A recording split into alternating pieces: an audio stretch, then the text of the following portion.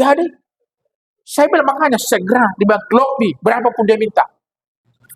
Saya sudah jam 2 ini melobi sampai saya baru pulang ini. Dari tadi melobi. Dari tadi nih saya lobby ini. Tapi belum lobby berapapun dia minta. Pokoknya segera ke Jakarta bawa uang sebanyak-banyaknya. Bilang iya. 3 hari kemudian bawa datang. Bawa 15 juta. Tidak sama Mateng. Mateng kalau persoalan uang Dia lebih cukup stabil gitu. Stabil. Saya betul juga itu. Sehingga akhirnya dia kaji itu dari aspek keamanan dan sosial budaya. Dikasih naik poinnya. Kasih naik poinnya sampai poin minimal. Jadi Pasangkayu itu pas-pas itu poinnya. Poin minimal. Jumlah minimal. Ya, kan orang tidak naik kelas. Tidak naik kelas. Tidak naik kelas. Ya. Tapi kemudian kan memenuhi syarat. Sudah masuk lah. Dan itu memang ya kasihan. Masih ada memang momen politik yang menguntungkan. Ada momen Pasangkayu itu. Sama dengan Sulbar ini. Momen politik menguntungkan. Undang-undang 99 itu apa? Iya, undang untuk daerah. Itu menguntungkan kita sebenarnya.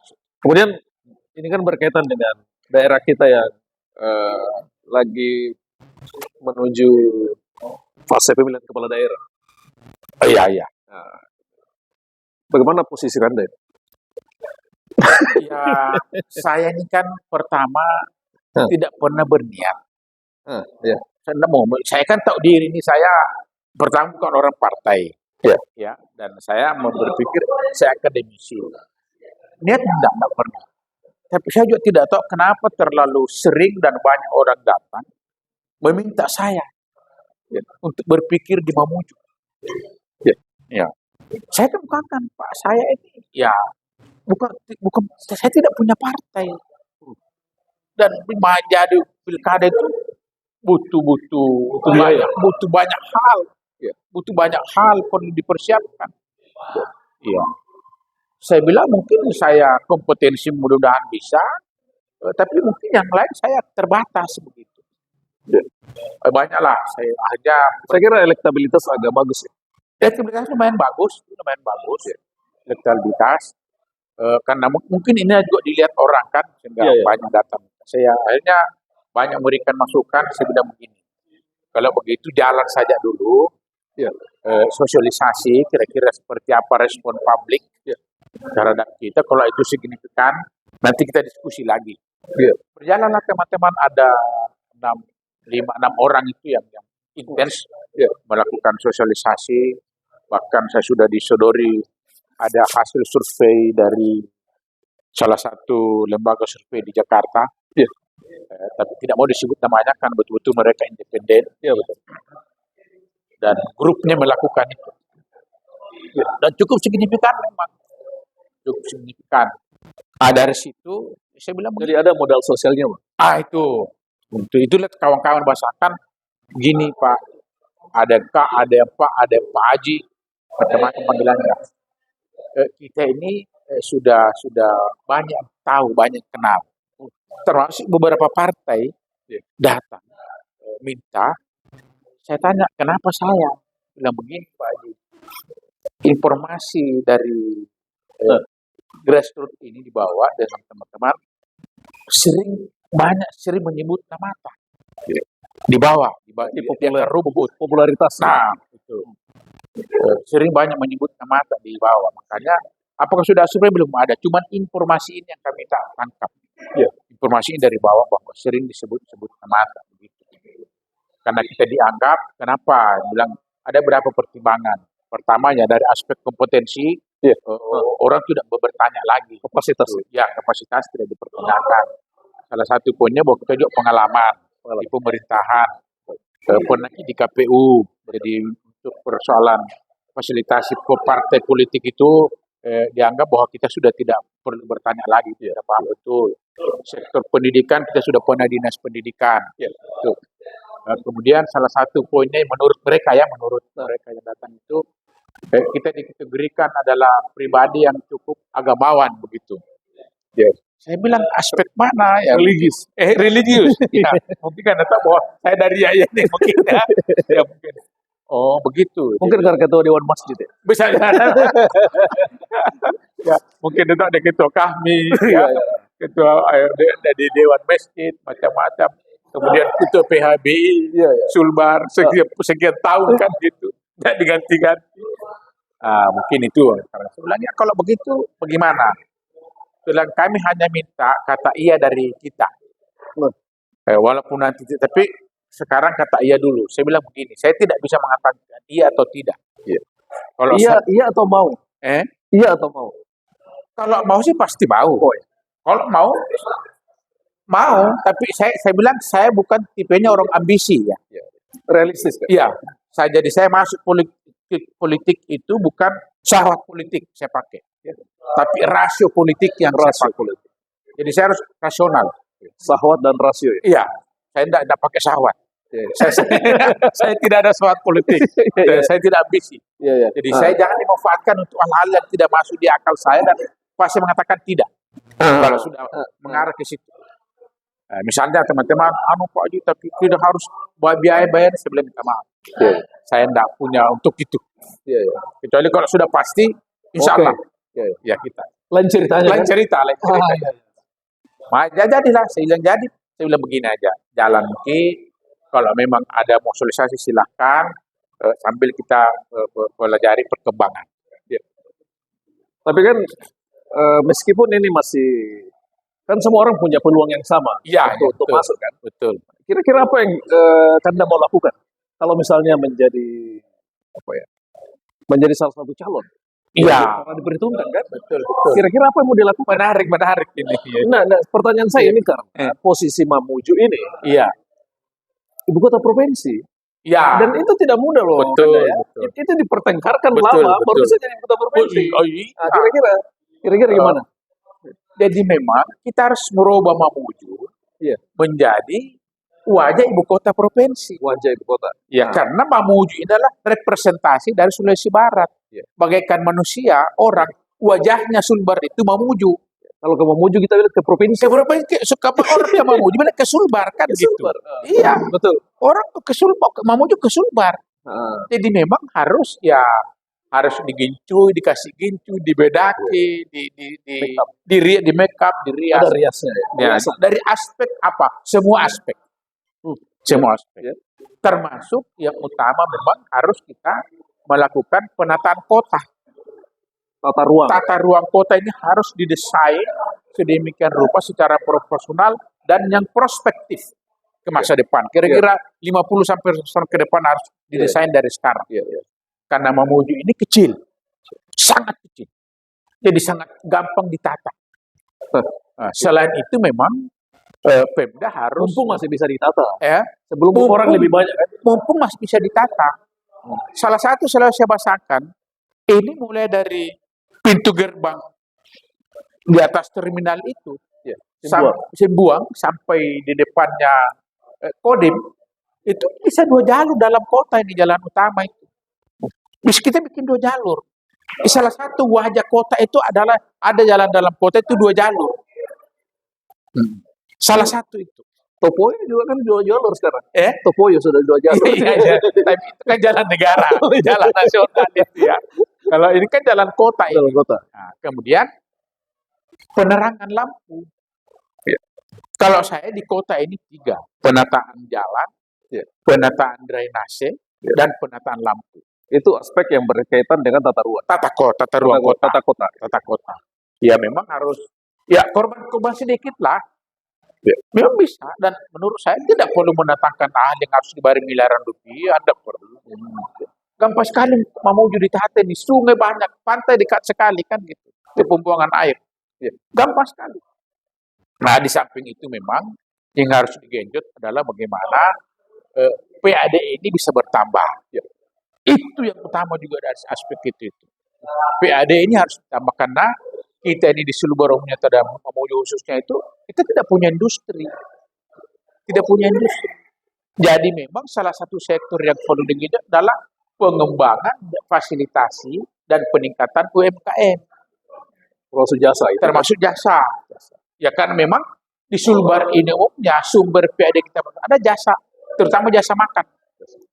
Itu paling hampir 100% itu di situ.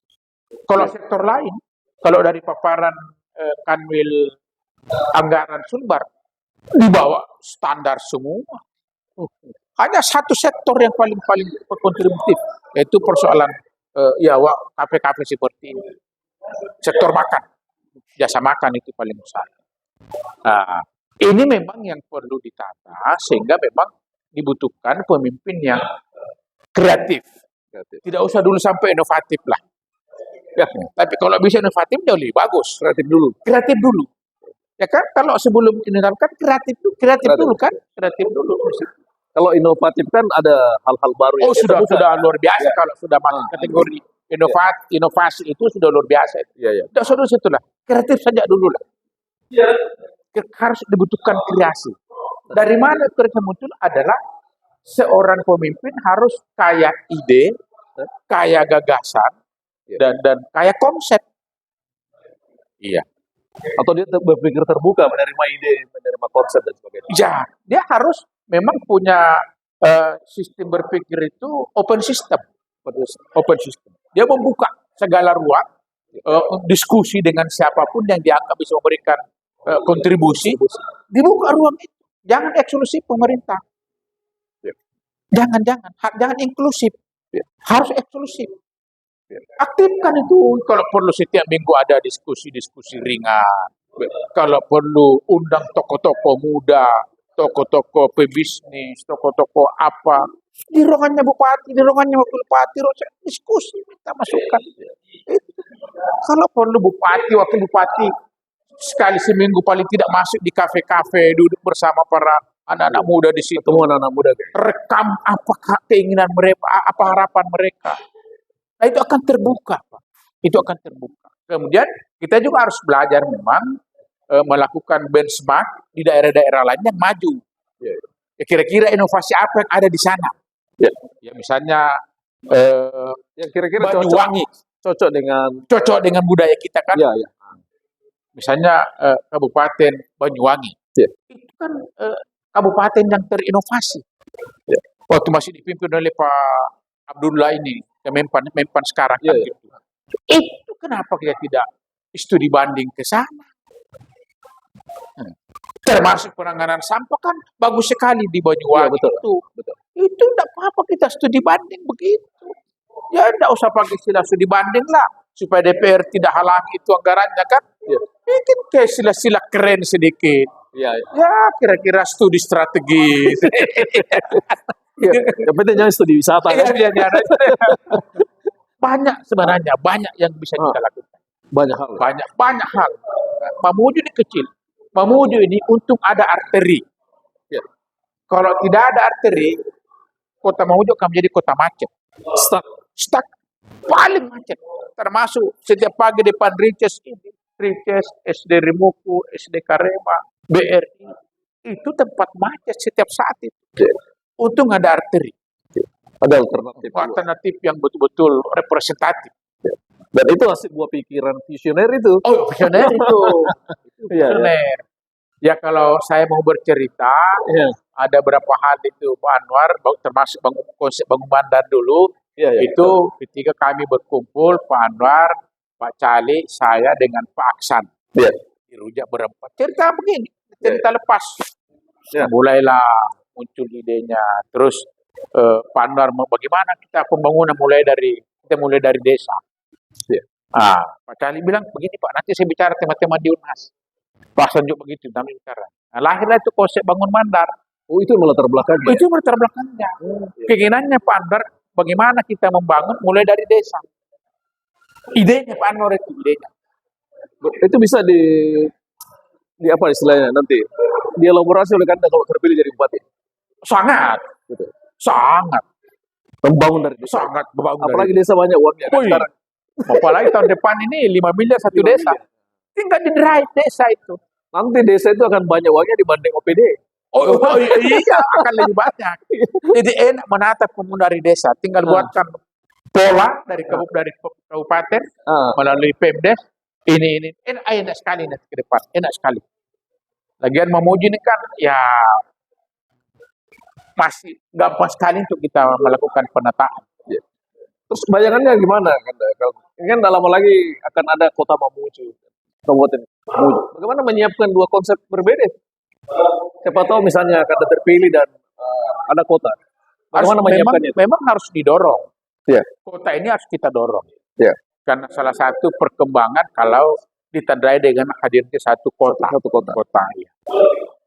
Dari aspek administratif, memang Polman lebih bersyarat Ya. itu jadi kota dibanding Mamuju. Ya. Jauh. Tapi di sini provinsi. Cuman keuntungannya Mamuju karena ibu kota provinsi. Tapi dari aspek lain jauh.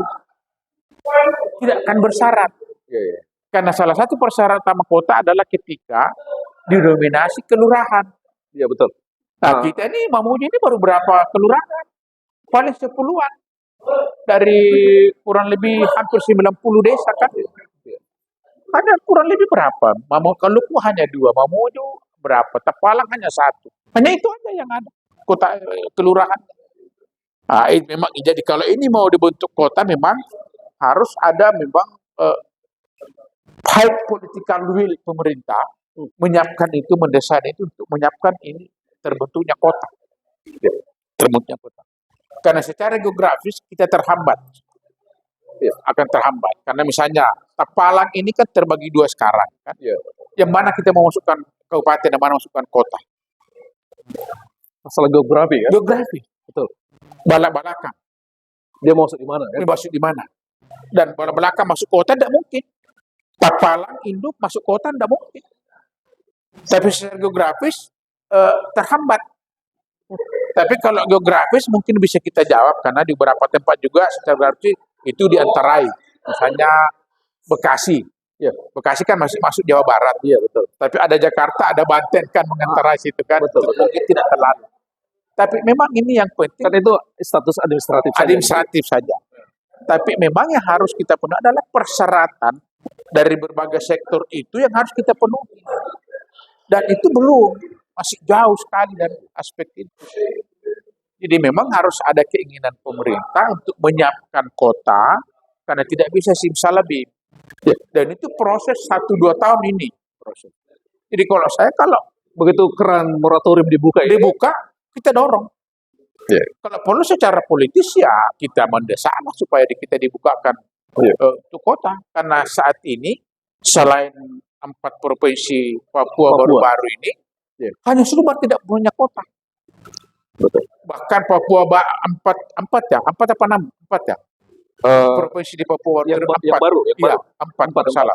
Itu sudah ada kotanya satu. Provinsi Sorong sudah ada, sudah Papua apa tuh ya. Itu sudah ada kota. Jadi tinggal 3 tidak punya kota. Papua itu. Berarti ada hal yang berbeda dengan berbeda. Kalau Papua kan pemekaran karena pertimbangan politis negara ya. Politik negara. Kalau kita ini memang betul-betul tidak ada politik karena memang hanya secara administratif harus kita penuhi. Tapi saya kira itu bisa kalau dipersiapkan. Bisa dipersiapkan. Jangan memang tidak bisa tahun ini, tidak bisa, tapi kira-kira 4-5 tahun akan datang baru bisa jadi. Jadi niat untuk misalnya memasuki kontestasi Mamuju ini karena hal-hal yang berbeda itu, hal-hal yang berbeda. Salah satu. Iya, salah satu. Salah satu itu memang harus kita persiapkan memang. Dan memang harus menunjukkan bahwa ya Mamuju ini adalah ibu kota provinsi. Jadi memang ada bebannya ya. Bebannya sebagai ibu kota provinsi. Ada beban. Dan sangat gampang sekali Mamuju kalau Pemda Mamuju intens berkomunikasi, berkolaborasi dengan Pemprov. Saya kira itu akan jauh lebih gampang berkontribusi Pemprov daripada ke kabupaten lain. Begitu ya. Karena ya bagian dari pemerintahan ini kan ada di Mamuju dan jaraknya dekat. Dan selama ini kan sudah berjalan, tapi menurut saya mungkin masih perlu ditingkatkan lagi. Masih perlu. Apa yang mau disampaikan ke publik Mamuju kan? Ya, saya kira untuk Mamuju dalam rangka pilkada ini, mari kita mencoba melahirkan kesadaran untuk memilih pemimpin yang memang punya kapasitas, punya kompetensi, dan punya pemikiran jauh ke depan. Kalau memang itu kita lakukannya. Jangan karena doktrin, jangan karena pengaruh faktor lain, tapi memang kita harus mulai ini.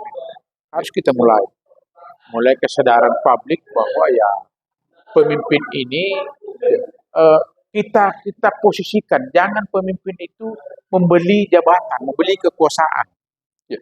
Ini yang parah saat ini saya lihat. Sistem ini memang secara keseluruhan perlu dirubah, perlu dievaluasi. Karena tidak ada orang jadi pemimpin saat ini yang tidak membeli kekuasaan. Mau jabatan, beli jabatan. Itu yang susah. Jadi ketika terpilih, dia tidak fokus membangun.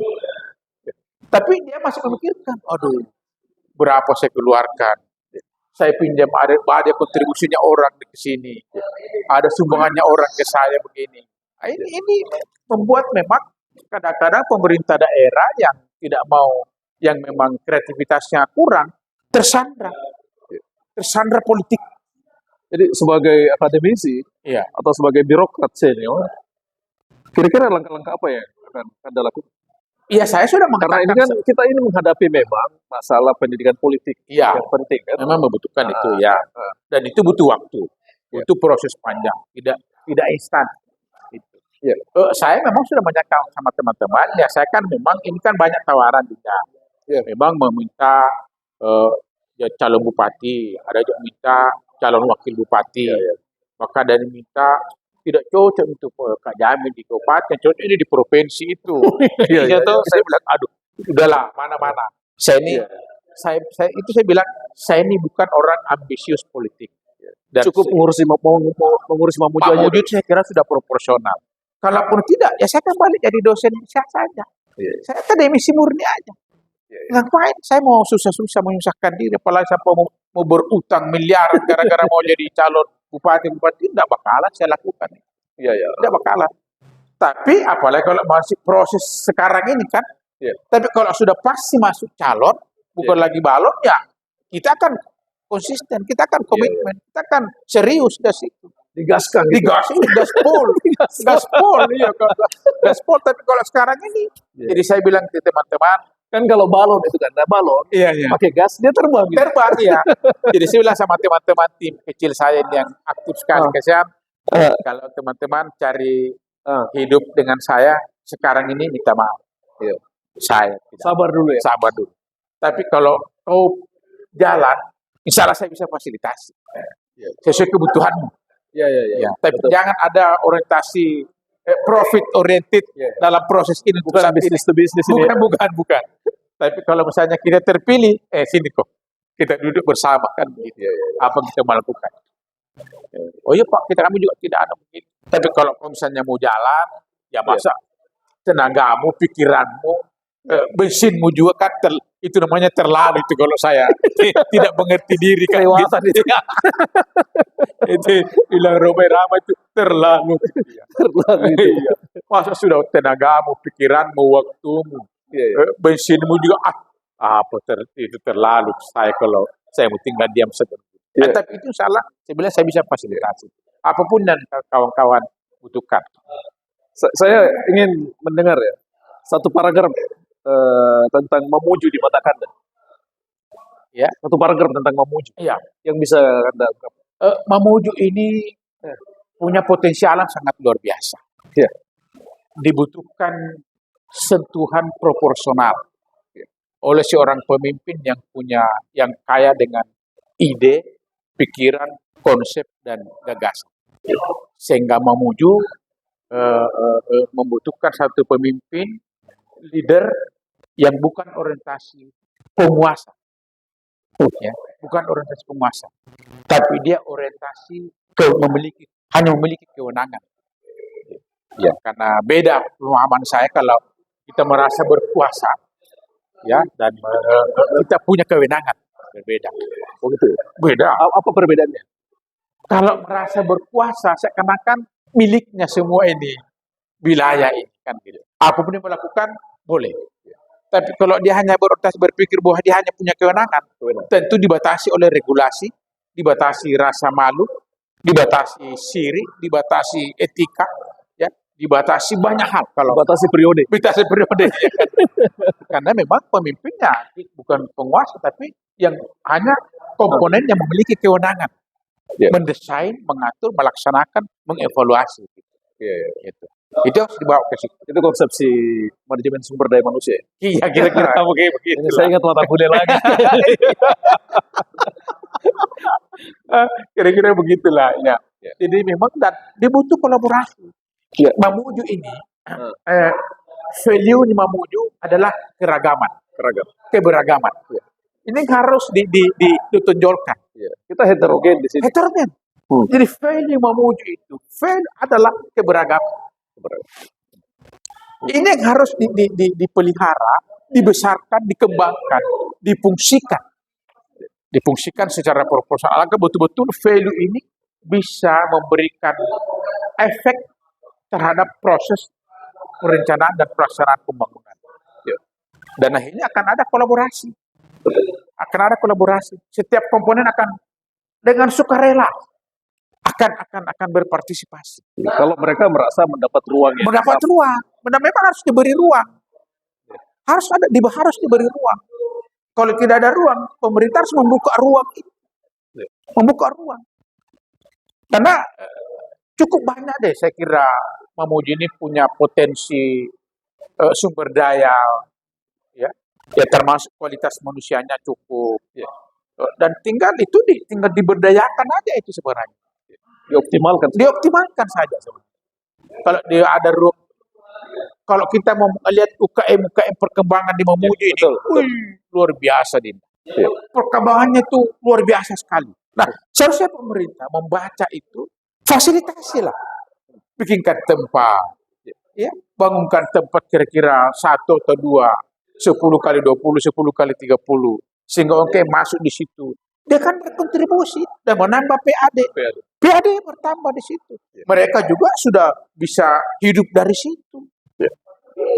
Jadi apa multi efek itu sangat akan bisa terjadi, berefek. Termasuk kita harus hadir merespon hadirnya IKN. Itu penting. Hadirnya IKN. Saya kira itu pertanyaan terakhir itu. Apa itu? Apa yang mau dilakukan Mamuju dengan kita kan serambinya ini. Serambi. Kan kita yang selalu bilang mau jadi profesi penyangga. Jangan sampai kita yang disangga. Tidak menyangka tapi kita yang disangga. Oh gitu ya. Iya kan? Nah, salah satu yang selalu saya gaungkan Dinda itu, kita harus mendesain, membangun kawasan pengembangan hortikultura. Karena tidak ada orang tidak butuh sayuran. Tidak ada orang tidak butuh buah-buahan. Produk habis. Daripada hanya kita dilewati dari Malino, sayur dari Edreka. Padahal kita di sini, masa sampai sini sayurnya? Sampai kita di sini, apa kata Plus tongkat kayu dan batu bisa jadi tanaman. Saking suburnya kita punya wilayah kan. Betul. Itu kalau kita lihat itu di Enrekan, itu sawit tumbuh di atas tanah-tanah tipis bebatuan. Tapi mengapa mereka bisa mengekspor itu ke luar daerahnya? Karena mereka fokus, difasilitasi oleh pemerintah. Nah, ini yang saya maksud bahwa pemerintah harus hadir di semua sektor pertumbuhan dan pengembangan ekonomi mikro. Biarlah makro diurusi orang-orang besar kan begitu. Betul. Tapi pemerintah harus hadir di situ. Agar masyarakat ini hidup. Salah satu contoh. Kenapa ini tidak bisa stabil ini pertumbuhan ekonomi? Karena masyarakat kita merespon selalu perubahan. Harga coklat naik, mencoklat. Tebang lagi yang lain. Naik harga jagung lagi. Begitu ini jagung jadi, harganya turun. Harga coklat naik lagi, kembali lagi begitu. Harga coklat naik, dia baru tanam coklat. Begitu turun berbuah, sudah turun lagi harga coklat. Harga jagung lagi naik. Tebal lagi coklat, jagung lagi hantam. Naik lagi harga sawit lagi. Datang lagi nilam lagi. Nah, ini yang perlu didrive oleh pemerintah, difasilitasi bahwa kau jangan apa istilah ekonomi ya kalau begitu ya. Jadi tidak pernah fokus. Tidak pernah fokus petani kita itu. Nah, kalau ini saja kita fokus, tidak usah banyak. 100 hektar saja dulu untuk hortikultura. Betul. Awal 100 hektar. Sudah. Dan tidak perlu satu hamparan, ada beberapa hamparan di Di wilayah setiap desa Mamuju. misalnya. Iya. Untuk Pemprov bisa kita bagi. Iya, iya. Mamuju apa?